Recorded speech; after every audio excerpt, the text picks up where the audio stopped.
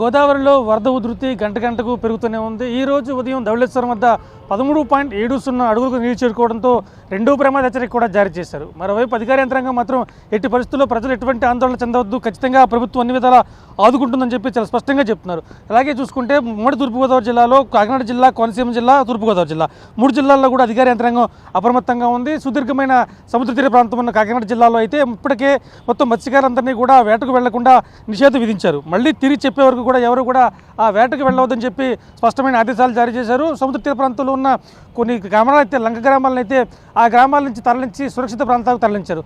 అలాగే తూర్పుగోదావరి జిల్లాలో చూసుకుంటే ఇప్పుడు మనం ప్రస్తుతం ధవళేశ్వరం ఆనకట్ట వద్ద ఉన్న బ్రిడ్జి వద్ద ఉన్న ఇక్కడి నుంచి చూసుకుంటే కొన్ని లంక గ్రామాలు ఉన్నాయి. అయితే ఆ గ్రామాల్లో ఉన్న సుమారుగా 4 గ్రామాలు, బ్రిడ్జి లంక గ్రామాలు, పుట్టిలంక గ్రామాలు ఉన్నాయి.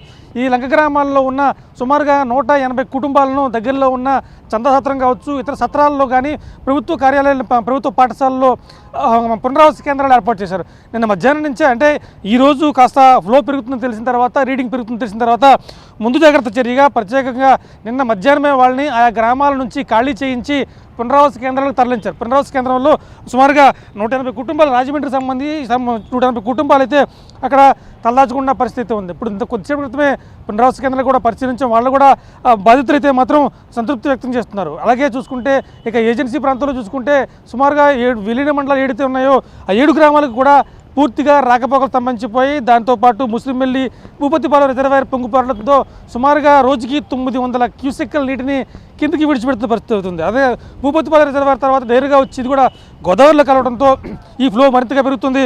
ప్రస్తుతానికి మాత్రం ధవళేశ్వరం ఆనకట్ట వద్ద నుంచి సుమారుగా 19 లక్షల క్యూసెక్కుల నీటిని కిందకి విడిచిపెడుతున్న పరిస్థితి. దీంతో కోనసీమ గ్రామాల్లోని చాలా లంక గ్రామాలకు వరద ముంపునకు గురవుతున్నాయి. దాంతోపాటు సుమారుగా 335 కిలోమీటర్ల కోనసీమలో ఏటిగట్టు ప్రాంతం ఉంది. దాని చోట్ల సుమారుగా 14 చోట్ల గట్లు బలహీనంగా ఉన్నాయని చెప్పి అధికార యంత్రం గుర్తించింది. వెంటనే అక్కడ అత్యవసర ఏర్పాట్ల నిమిత్తం ఇసుక బత్తాలతో, కర్రలతో వాటిని గట్లను కాస్త పటిష్టపరిచే ప్రయత్నం చేస్తున్నారు. అలాగే లంక గ్రామాల్లో ఉన్న కాజ్వేలు తెగిపోవడంతో ఆయా గ్రామాలకు పూర్తిగా రాకపోకలు నిలిచిపోయి కేవలం పడవలతోనే వెళ్ళి వచ్చే పరిస్థితి ఉంది. ఒకవేళ గ్రామం కానీ మునిగిపోయే పరిస్థితి ఉంటే కనుక వెంటనే ఆ గ్రామాలను ఖాళీ చేయించి పునరావాస కేంద్రాలు తరలిస్తారు. సుమారుగా ఇప్పటిదాకా చూసుకుంటే ఉమ్మడి తూర్పుగోదావరి జిల్లాలో 60,000 హెక్టార్లలో వరి పంట పూర్తిగా నష్టపోతుంది చెప్పి. ఎందుకంటే గత వారం రోజులుగా కూడా నీళ్లలో పంట మునిగి ఉండడంతో పంట పూర్తిగా కుళ్ళిపోయే పరిస్థితి ఉంటుంది. అలాగే ఇతర పంటలు కూడా, కమర్షియల్ పంటలు కూడా, కూరగాయ పంటలు కావచ్చు, ఇతర అరటి కావచ్చు, అన్ని పంటలు కూడా పూర్తిగా ధ్వంసమైన పరిస్థితి కనపడుతుంది. అయితే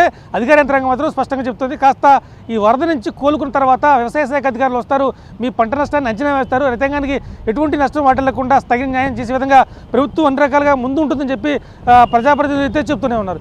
ఏది ఏమైనా కానీ ప్రస్తుతం ఉన్న పరిస్థితి ఇంకా 2-3 రోజుల పాటు కొనసాగే అవకాశం ఉంది. కాబట్టి పునరావాస కేంద్రాలను మరింత పెంచే అవకాశం ఉంది. అలాగే కంట్రోల్ రూమ్ వద్ద కూడా సిబ్బందిని పెంచారు. ఎట్టి పరిస్థితుల్లో ఏ చిన్న గ్రామంలో ఏ చిన్న సమస్య వచ్చినా కానీ వెంటనే అధికార యంత్రాంగం దృష్టి తీసుకోవాలని చెప్పి అధికార యంత్రాంగం మాత్రం స్పష్టమైన పిలుపునిస్తుంది. ఎటువంటి ఆందోళన చెందొద్దని ఒక భరోసా మాత్రం ఖచ్చితంగా చెప్పారు. కెమెరామెన్ రవిశంకర్తో రాజేష్, బిగ్ టీవీ, రాజమహేంద్రవరం నుంచి. For more videos like this, subscribe Big TV channel.